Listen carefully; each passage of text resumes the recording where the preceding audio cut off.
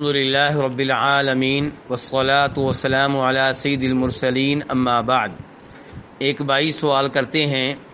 کہ قربانی کے جانور کی کھال کا کیا کیا جائے، کیا اجرت میں قصاب کو دے سکتے ہیں؟ تو گزارش یہ ہے کہ قربانی کے جانور کی کھال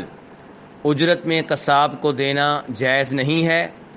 جس نے قربانی کا جانور ذبح کیا ہے یا تو خود اس سے فائدہ اٹھائے یا اسے صدقہ خیرات کر دے،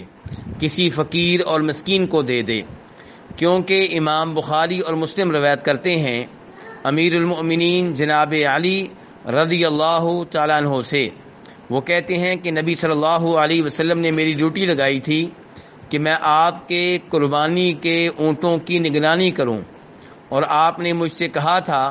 کہ میں ان اونٹوں کا گوشت صدقہ خیرات کر دوں، ان کی کھالیں بھی صدقہ خیرات کے طور پہ دے دوں، اور آپ نے یہ بھی کہا تھا کہ ان میں سے کوئی بھی چیز میں قصاب کو بطور اجرت نہ دوں، بلکہ ان کو اجرت کے طور پہ الگ سے